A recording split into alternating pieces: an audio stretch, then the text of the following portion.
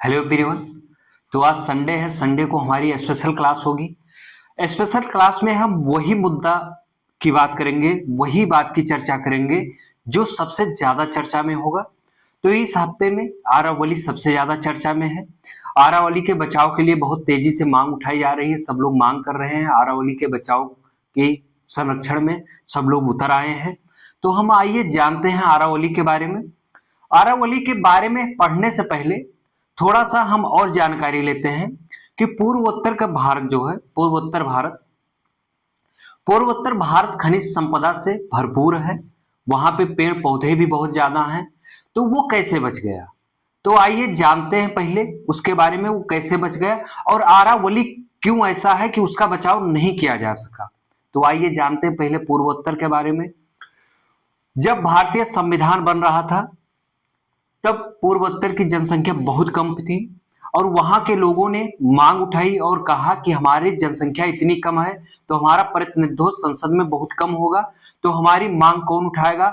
अगर यहाँ पे कल आने वाले टाइम पे बड़ी बड़ी फैक्ट्रियां लग जाएंगी, कंपनी लग जाएगी और होटल बन जाएगा, रेस्तरा बन जाएगा या कुछ भी कार्य किए जाएंगे या खनन किया जाएगा और हमारी खनिज संपदा को निकाल के ले जाया जाएगा, उसका संसाधन को खनिज संपदा का उपयोग किया जाएगा, लेकिन वहां के जो जीवन है वो सब छिन्न भिन्न हो जाएगा। तो इसलिए वहां के लोगों ने कहा कि हमारे लिए भी कुछ किया जाए। तो उस टाइम पे बाबा साहब भीमराव अंबेडकर ने कहा कि आप लोगों की भी सुनवाई की जाएगी, आप लोगों का भी संरक्षण किया जाएगा, आप सब लोगों का ध्यान रखते हुए बाबा साहब भीमराव अंबेडकर ने पूर्वोत्तर के 4 जो महत्वपूर्ण राज्य थे जो खनिज संपदा से भरपूर थे, उसमें थे असम, मेघालय, त्रिपुरा, मिजोरम, AMTM, यानी कि असम, मेघालय, त्रिपुरा, मिजोरम। इस 4 राज्यों के लिए शेड्यूल 6 यानी कि अनुसूची 6 में इनको सम्मिलित किया। तो अनुसूची 6 क्या है आइए जानते हैं। अनुसूची 6 में ये बताया गया है कि अगर वहां का जो असम, मेघालय, त्रिपुरा, मिजोरम राज्य हैं, वहां का जो स्थानीय जमीन है या स्थानीय पर कुछ लेना है, जमीन लेना है या कुछ कार्य करना है या खनन करना है, तो वहां के स्थानीय लोगों का परमिशन होना चाहिए, ना कि संसद, सरकार या प्रशासन, शासन का। उससे कोई लेना देना नहीं है। तो पूर्वोत्तर के जो 4 राज्य हैं वहां पे कुछ भी वहां के खनिज संपदा यूज करने से पहले या होटल लगाने से पहले या वहां की जमीन खरीदने से पहले वहां के स्थानीय लोगों का परमिशन लेना होगा। तो इसलिए आज वहां की खनिज संपदा बच पाई है, वहां के पेड़ पौधे बच पाए हैं, उनका संरक्षण हो रहा है, क्योंकि वहां की जो प्रशासन, वहां का जो स्थानीय प्रशासन है वो आम लोगों के हाथ में है। तो इसलिए उनके उस खनिज संपदा का संरक्षण हो पाया है। आज तक कोई कुछ नहीं कर पाया है। और 6वीं अनुसूची में इसी 4 राज्य का वर्णन किया गया है कि वहां का जो स्थानीय जो कुछ भी पावर है जो वो 6वीं अनुसूची में शामिल कर दिया गया, तो इसीलिए वहां के खनिज संसाधन और पेड़ पौधों का बचाव हो पाया है। यही मांग, आइए हम थोड़ा सा लद्दाख के बारे में देखते हैं। 6वीं अनुसूची में शामिल करने के लिए लद्दाख की मांग सोनम वांगचुक उठा रहे थे, जो आजकल जेल में है। सोनम वांगचुक के बारे में हम बता देते हैं, जो आपकी 3 इडियट मूवी आप सभी ने देखी होगी। 3 इडियट मूवी में जो सुंगसुंग वांगड़ू बना होता है कोई और नहीं, वो आपका सोनम वांगचुक है। सोनम वांगचुक बहुत बढ़िया व्यक्ति, जानकार, प्रसिद्ध शिक्षाविद और प्रसिद्ध पर्यावरणविद, प्रसिद्ध वैज्ञानिक, जो भी कहो, वो बहुत जानकार व्यक्ति थे सोनम वांगचुक। तो उन्होंने लद्दाख के लिए मांग उठाई। लद्दाख एक हिमालय का क्षेत्र है और बर्फीला क्षेत्र है, वहां पे हमेशा बर्फ जमी होती है। तो उन्होंने मांग उठाया, लद्दाख में बहुत खनिज संसाधन थे, तो अगर आने वाले टाइम पे अगर लद्दाख में खुदाई करके वहां के खनिज संसाधन को निकाला जाएगा, उसका उपयोग किया जाएगा, तो लद्दाख के जो बर्फ है, ग्लेशियर है, वो धीरे धीरे गल के और ये धीरे धीरे पठारी क्षेत्र बन जाएगा। इसलिए सोनम वांगचुक ने इसकी मांग उठाई कि हमें 6वीं अनुसूची में शामिल कर दीजिए, लेकिन उनके ऊपर केस लगा करके उनको जेल डाल दिया गया। और भारत एक ऐसा भीड़ लोकतंत्र नहीं भीड़ तंत्र का देश है, जिसमें लोगों ने ये नहीं देखा सोनम वांगचुक कहाँ गए, कहाँ है, क्या कर रहे हैं। आप सभी लोग सोनम वांगचुक को आजकल नहीं जानते होंगे, भूल गए होंगे आप लोग। तो उन्होंने लद्दाख के लिए मांग उठाई थी, लेकिन लद्दाख को 6वीं अनुसूची में नहीं शामिल किया गया। अब फिर हम मेन बात करते हैं आरावली की, जिसके बारे में हम बात करने वाले हैं।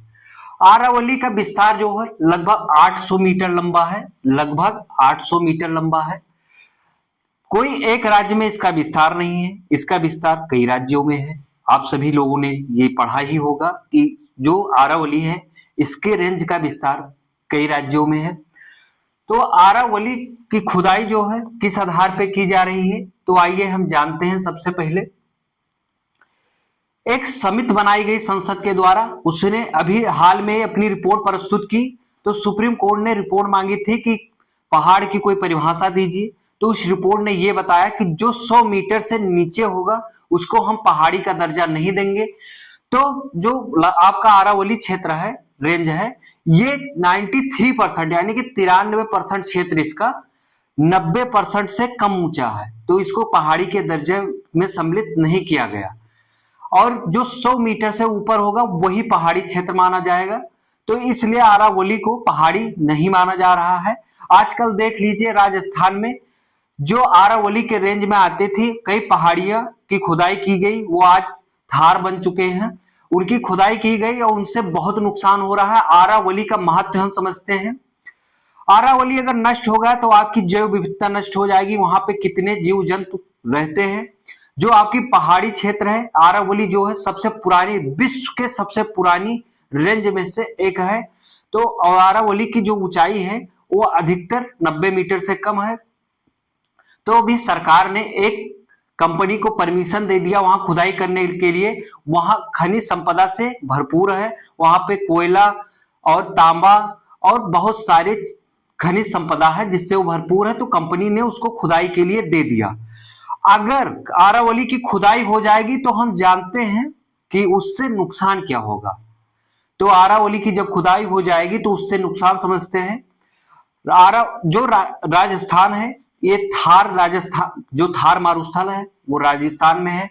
गर्मी के दिनों में राजस्थान में तेजी से हवाएं जो चलती है, पश्चिमी की तरफ से जो तेजी से हवाएं आती है, उनके साथ धूल, बालू और थार में जो है वो बालू ही पाया जाता है। बालू बहुत तेजी से उड़ता है और वो आता है और राजस्थान से आने वाला बालू जो है थार मारुस्थल से आके और आरावली सेड़े पे सिमट के रह जाता है, वो आगे नहीं बढ़ पाता है।